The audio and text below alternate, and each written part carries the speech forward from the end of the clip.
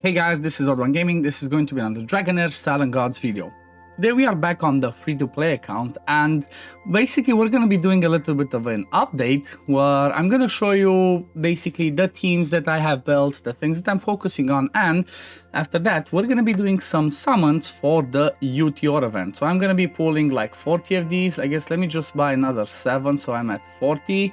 Okay, I'm going to be doing 40 summons just to get these Shadow Amethysts for the Utior event, so I can try and grab them. Basically, I'm trying to show relatable stuff of how most people can do it. So, yes, let's start off by me showing you the teams that I'm using on all of the dungeons, and we can go from there. So, first of all, let's jump into the Grave of Venom. I do have to make a video on all 5 of the dungeons, the Grave of Venom, Curse, Rot, Hertica Ruins, and Ancient Battlefield, and well, after I'm going to be doing that, I'm not sure I'm going to be focusing too much on the free-to-play anymore. The reason for that is the fact that, well, I pretty much covered, and the reason why I have been doing this free-to-play account, and that is to see how the Season 1 experience looks from, you know, a free-to-play perspective after the update. And I'm not gonna lie, like I already made a video giving a 30-day honest review a few days ago. So if you wanna go check that one out, it's gonna be posted on my channel. You should easily be able to find it. But it's pretty straightforward. You have a chance to get legendaries a lot easier, which should make most of the content a lot easier. So for the first one, the Grave of Venom, I'm actually doing stage 12, and I'm using this team over here that you can see. I'm using Urion as my tank, then Vinyara as a support, Losenia for the witches remain some damage, Torin as my healer, and then as the DPS, I'm using Isitarian. He's actually amazing. This is another one of the people that I want to make a video on. I'm gonna make a dedicated, hero spotlight on Isitarian because he is actually amazing. Like, he surprised me on how much damage he can do. As an example, he does better than my Usha, even though she's a rare and she can do obscene amounts of damage, 1600 on her ultimate. With Frost Up, which I have from Losenia, Isitarian still does more damage, so that's something worth keeping in mind. So this team over here, I'm doing it in about 1 minute and 30 seconds for the Grave of Venom. Pretty straightforward. I'm doing the damage, my tank survives. I have attack penalty from Vinyara, healing from Torin, and I'm just fine. If you cannot do it quite like that, bring another healer. Now, if you look at the Grave of Curse, you're going to see that pretty much most of the heroes that I have are going to be, most of the teams are going to have pretty similar heroes, just about almost all the same heroes. But like I said, I'm going to be doing dedicated videos on all of these ones to do a kind of like an updated guide for 2024, and then I'm going to give you options for replacements for all of these ones. So in here you see pretty much the same.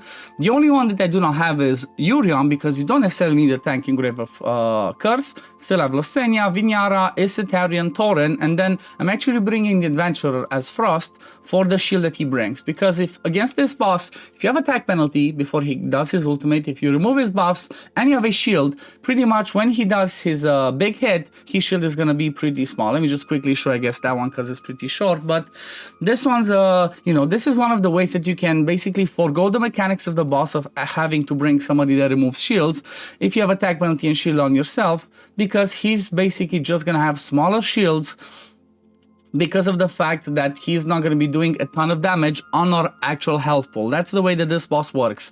If you have low damage on the health pool, look at that. He barely has any shield, which means I don't need to bring a shield remover. The shield's already out. So that's the Grave of Curse. Pretty easy, pretty straightforward. Everybody can do this. Obviously, you don't need to have all. It can work even with all Apex. That's what I'm going to do a video on, basically giving you replacements for that. Now, if we move over to the Grave of Rot, one of the ones that's becoming a little bit more difficult, well, for this one, the team that I'm using is, again, pretty similar. I'm just bringing some key champions, one key champion in there in FET. So you kind of see the core is the same, you just need to swap 1-2 champions depending on your roster in order to basically deal with the mechanics.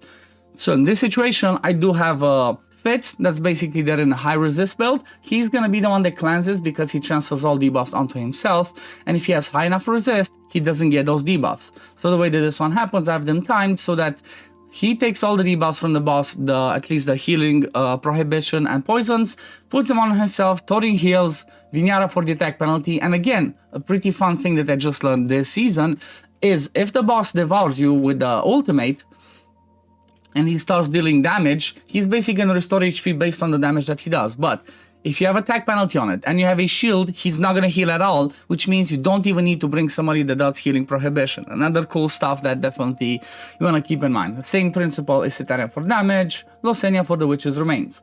So that's number 3. Now number 4, let's move over to Hertica Ruins, which I think it's actually the same team, or I think I just drop Vinyara in this case because I don't really need her, but I still have a rare Fitz. Again, that's pretty amazing because what this boss does, again, on the ultimate, he does a big hit that puts burn on everybody, and if you have Fitz, just to remove all those burns afterwards, to move them on himself, you're pretty good. So in this one, you're gonna see I have Fitz. Actually, the smart way for me to do it would be something like this, to just have a Thorin, is if you have Thorin, he has an amazing passive, okay?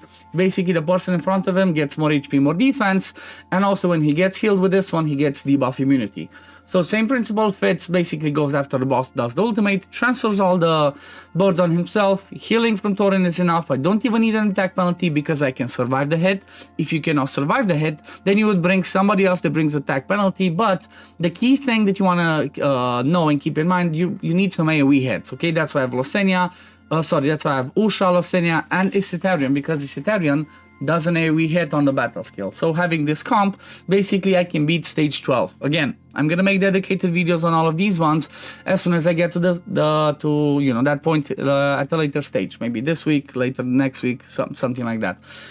And now the last one, which is arguably the toughest one, is going to be the Ancient Battlefield. Okay, this one's a little bit tricky because you do need some key timings. You do need somebody that's at the back to basically be able to resist the stun, or in my case Vinyara, she doesn't need resist because of her passive. She basically just immune to that stun every 5 seconds, and the boss does it only every 18 seconds. So the way that you can do it, you don't really need Vinyara. You can bring somebody else, either build them with high resist or somebody that has a low cooldown on their ultimate, because it's going to push back the ultimate if you're going to use a key item. Let me show you. This is going to be the key way to do it. If you use the chest that makes you immune to stun, okay? If you use that on your tank or whoever's going to be at the back, you're going to be immune. It's just you're going to lose ultimate energy based on duration of the stun. So keep that in mind. That's the way to do it. But the team, again, pretty straightforward. Yurion, Losenia, Thorin for the heal, Isitarian damage, and then Vinyara for removing the buffs and landing attack penalty. So that's all my teams. That's what I've been focusing on. When it comes to Vortex, the team, again, is pretty straightforward. I already did my key today, but let me just show you. The team that I'm using for Vortex is pretty much the same core.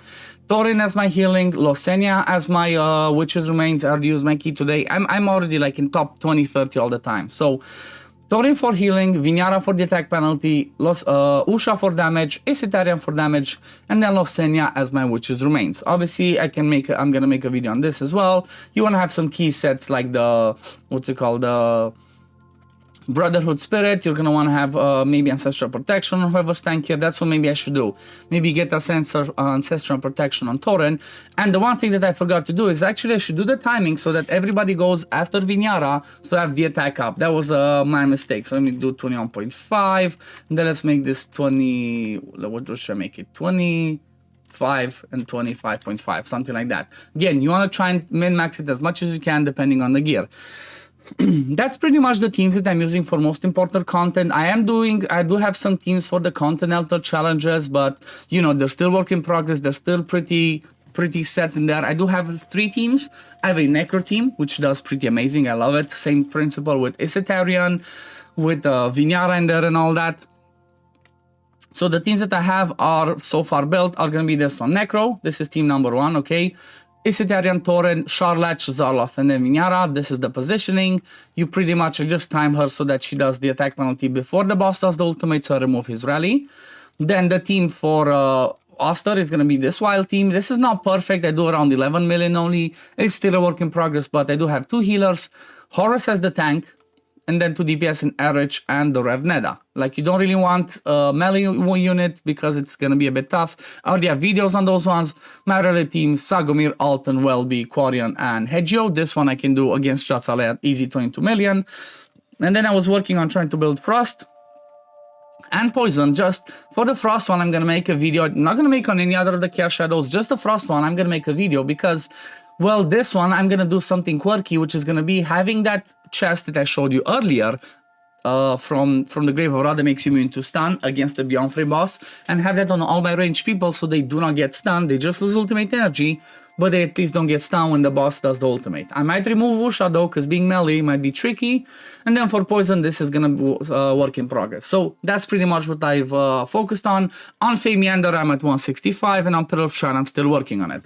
But that's pretty much the way that my account looks. Now let's start doing some summons, because it's been 10 minutes. That took a little bit longer than I expected, but let's go into it. 40 summons. Let's see what I can get. Hoping for some legendary. This account was always lucky, so let's see. Can we continue the luck? Okay, I guess we start with an epic. There's still plenty of stuff that I can get. 2 epics. Let's see. Can I finally get a Voresh? Okay, Neda. Okay, Nathaniel already had him. Tonalan already had him, so nothing too special. I'm just gonna be doing maybe jumping quick if I don't get legendaries, because you know what, this video is a lot longer than I want. I always try to keep my video short and sweet.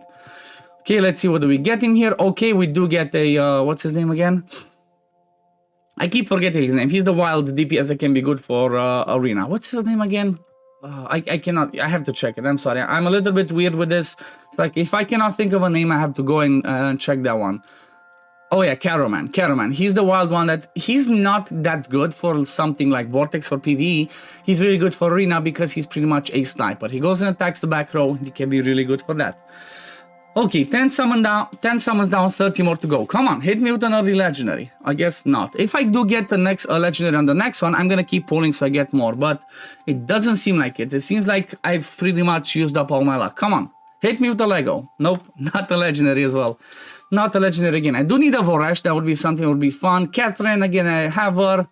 Most of her, as you can see, I already have. Come on, give me a good legendary. Like, I have no idea what legendary. Okay, come on. Come on. Come on. Something good. Okay, Uloar. Fitz. Martina, good rally champion. She's really good for rally. And the legendary is... Okay, Usha and... Oh my god, I'm so excited. I'm so worried. I'm worried. Come on. Oh my god. Laurentiel. He's insane.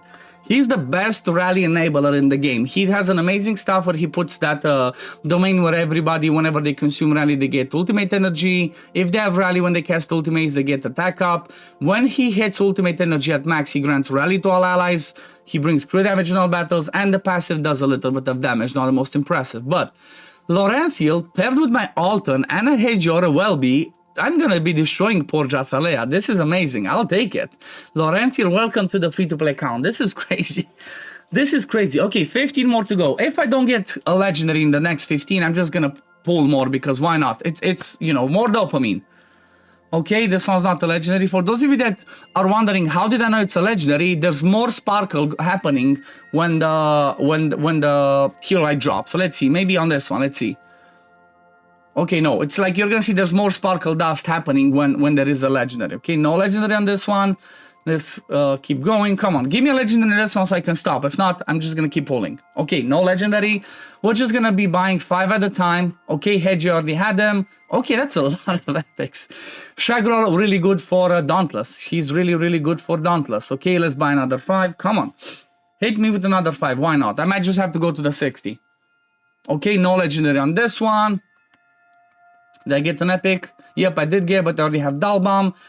Okay, 5 more. Let's see, how many do I need? I'm at 45, 50, so I need to pull 15 more if I want to get to the 60, or if I get a legendary early, I'm gonna stop. No legend on this one, so I might go all the way, but hopefully I have the War Marrow. I didn't even check if I have all the War Marrow. Come on, Voresh. No, Gareth. Gareth is a really good tank, brings attack penalty. He has some good survivability, so that's a good pull. Let's see, do I have enough? Do I have enough? Yeah, that's enough for 10 more. Oof, this is looking slim. I don't think I'm guaranteed yet on this one, maybe on the next one. Okay, no legendary. It seems like all my War Marrow goes away. It is what it is. I committed. I think the next one is guaranteed, because I got the first one 25, so it's 60, 25 plus 35, 60. Yeah, this one should be another guaranteed legendary, and that should make my Utior event a lot easier. I'm really low on War Marrow though. Come on. Legendary on this one. Come on. Let's see who it is. Yes, legendary. You see all that sparkle? Come on. Okay. Make it be something good. Something else good for this account. Come on. Hit me with a nice legendary. I want to see another nice legendary. Whew, who's it going to be? Who's it going to be? Oh, Prenta. Okay. she's a pretty interesting one. I don't have her on the main account, which is, you know, pretty fun. This means she's definitely gonna go into my Necro team. She has a really good AoE, does tons of damage. If you also have summon, she does more damage with this one, more damage with the passive skill, with the battle skill, and then the passive, when an ally on that summon dies, she deals 50% derivative damage to enemies around. So she's really good paired with people that bring lots of summons, such as like Tio, such as Zadok, you know, anybody that brings you a ton of summons. And she also brings an attack by 45% in all dungeons. Damn. Premsa, welcome to the team. Yes, this is it. 2 new legendary, 2 amazing legendary, a quick update on my free-to-play account. Lots of the shadow amethysts, which should make it easier for me to get Utior on this account. And yeah, I think we're gonna leave it at this for today, guys. Thank you all for watching. I hope you enjoyed it. If you did, don't forget to like this video, subscribe to the channel to see when I upload next, and I'm gonna see you on the next one. Peace, love, take care, everyone. Bye, guys.